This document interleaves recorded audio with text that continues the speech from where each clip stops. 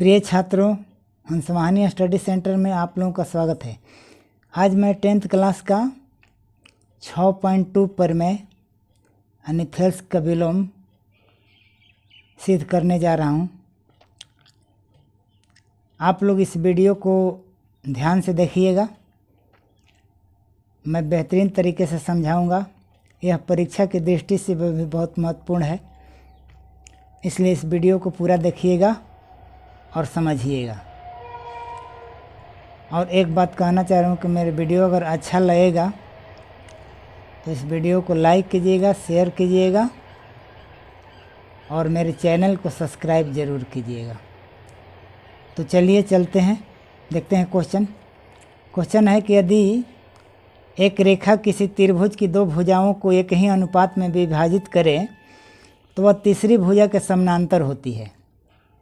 कहने का मतलब है कि ABC एक त्रिभुज है। समझ लीजिए, यहाँ पर ABC एक त्रिभुज है जिसमें कह रहा है कि AB और AC को, भुजा AB और AC को D भुजा इस प्रकार विभाजित कर रही है कि AD बटा DB और AE बटा EC होगा, जो इसमें यहाँ लिख चुका हूँ कि ABC एक त्रिभुज है जिसमें DE रेखा भुजा AB और AC को, जो D रेखा है ये AB भुजा और AC भुजा को एक ही अनुपात में विभाजित करेगी। एक ही अनुपात मतलब कि AD बटा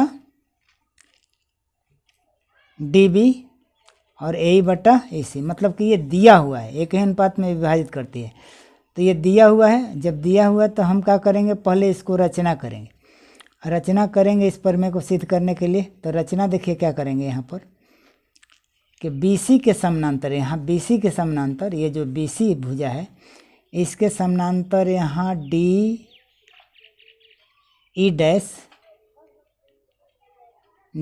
डैश एक रेखा खींचेंगे। तो रचना में लिखेंगे कि BC समानांतर, इस BC भुजा के समानांतर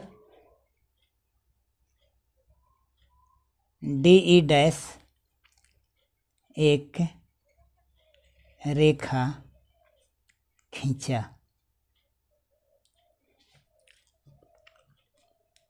अब देखिए सिद्ध क्या करना है।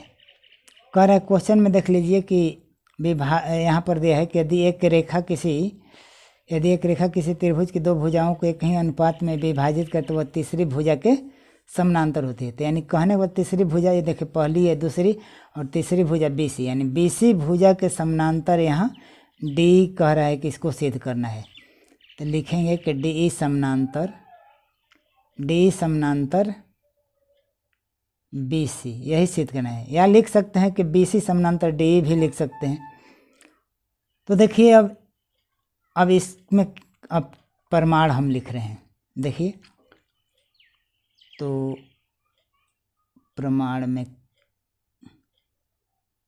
प्रमाण को उपपत्ति भी कहते हैं।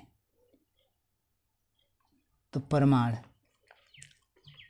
देखिए, चलिए हम पहले इस समीकरण को, आप पहले इसको एक समीकरण मान लीजिए, जरूरी पड़ेगा इसको। तो यहाँ लिखेंगे अब प्रमाण में कि दिया क्या है हमारा, रचना जो किए हैं, रचना से चलेंगे, पहले रचना से चलेंगे इसमें कि दिया रचना में क्या है कि DE डैश समानांतर BC।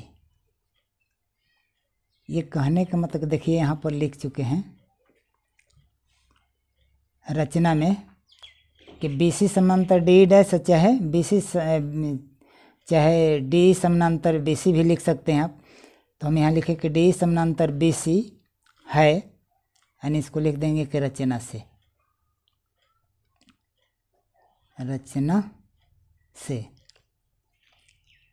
जब कह रहा है, यहाँ पर लिख देंगे चूंकि, इसलिए क्या हो जाएगा, BPT लगा देंगे इसमें, यानी थेल्स प्रमेय का लगा देंगे यहाँ पर। कि थेल्स प्रमेय कह रहा था कि यदि तीसरी भुजा के कोई समानांतर एक रेखा है तो उसे तीसरी भुजा समानांतर रेखा AD बटा DB के अनुपात में AD बटा DB और AE बटा AC के अनुपात में, यानी एक ही अनुपात में विभाजित करते थे।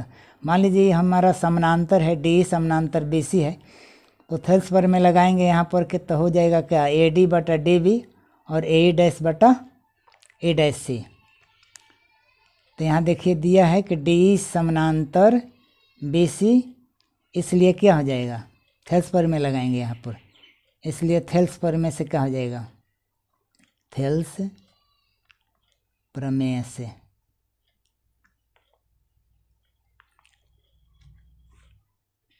थेल्स प्रमेय से हो जाएगा कि AD बटा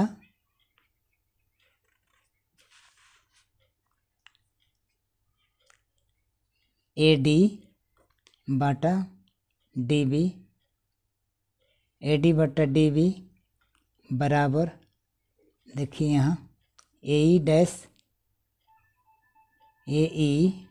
डैश बटा E डैश C, ये हमारा हो जाएगा। तो इसको समीकरण क्या लिख देंगे, सेकंड। अब यहाँ चलेंगे समीकरण फर्स्ट तथा सेकंड से। देख लीजिए फर्स्ट में ये है AD बटा DB और सेकंड है ये, दोनों को तुलना करेंगे, समीकरण फर्स्ट तथा समीकरण सेकंड से।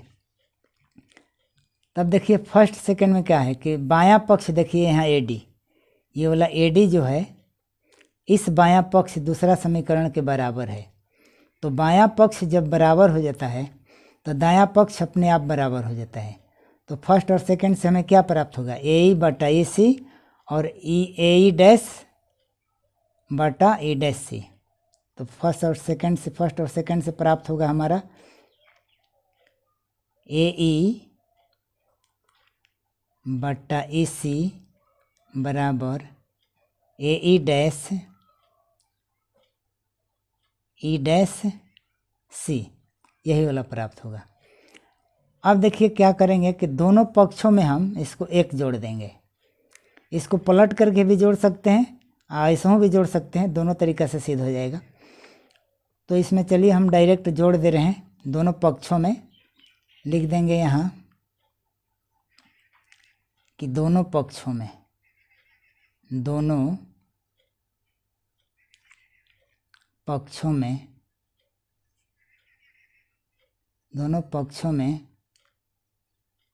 एक जोड़ने पर अब देखिए दोनों पक्ष में एक जोड़ेंगे हम, तो यहाँ पर हो जाएगा क्या, AE बटा EC प्लस 1 बराबर AE dash E dash C plus 1, दोनों पक्ष में एक जोड़ दिए। अब इसको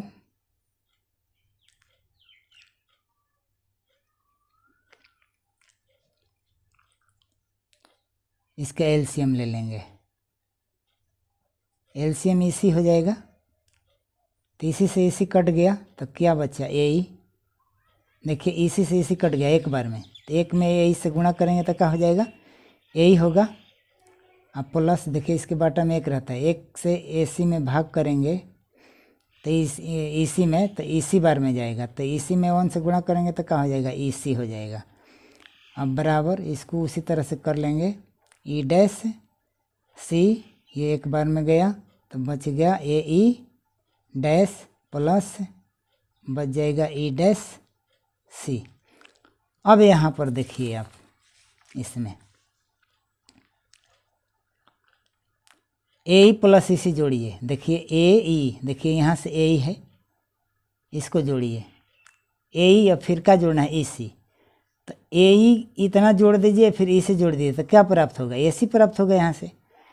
यहाँ से लेकर के ये हमारा AC प्राप्त हो जाएगा, यानी कहने का मतलब AE जोड़ेंगे यहाँ से AE, अब फिर इसको यहाँ से जोड़ेंगे तो हमारा क्या प्राप्त होगा, यहाँ से यहाँ तक AC। तो इसको लिख सकते हैं हम कि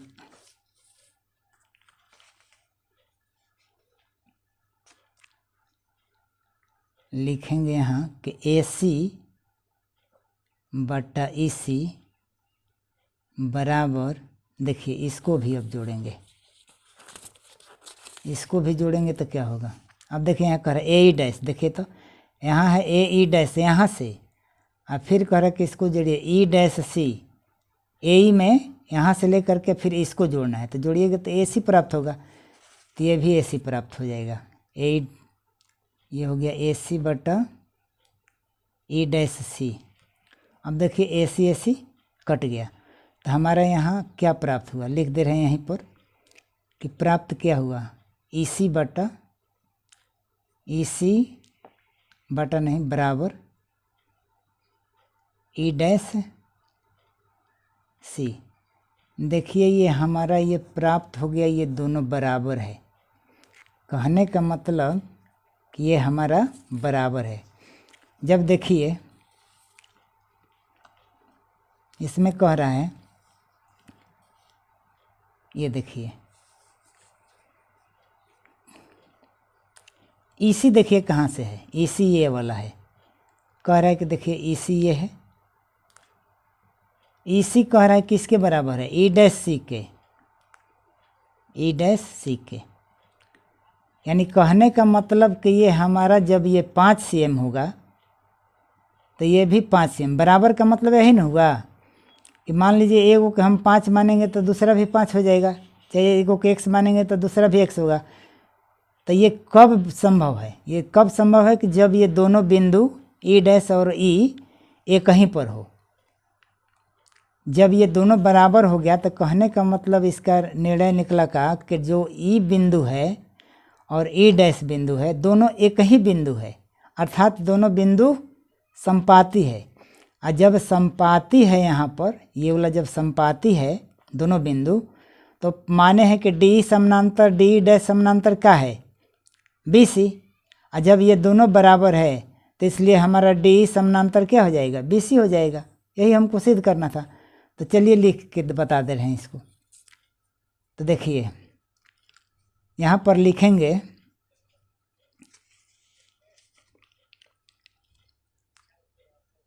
कि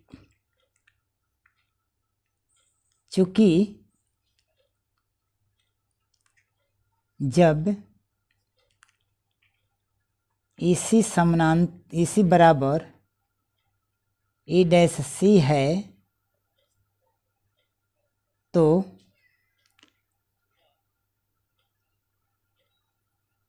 E और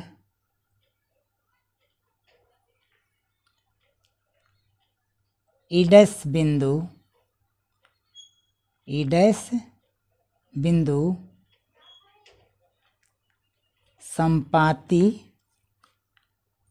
संपाती होंगे। संपाती के मतलब कि दोनों एक ही बिंदु होंगे, यानी दोनों बिंदु एक ही पर आएगा।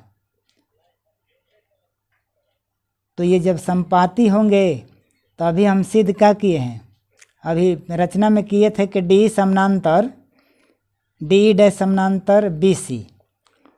तो जब DE डैश DE के बराबर है तो इसलिए हमारा DE समानांतर क्या हो जाएगा, BC हो जाएगा। अतः लिख सकते हैं यहाँ, अतः DE समानांतर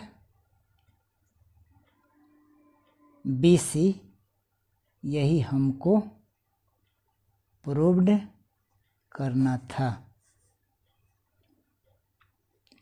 यही वाला हमको ये प्रूव्ड करना था।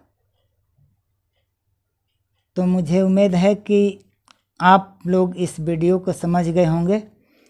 अगर मेरा वीडियो अच्छा लगे तो लाइक, सब्सक्राइब और कमेंट ज़रूर कीजिएगा। तो चलिए मिलते हैं अगले वीडियो में, बाय।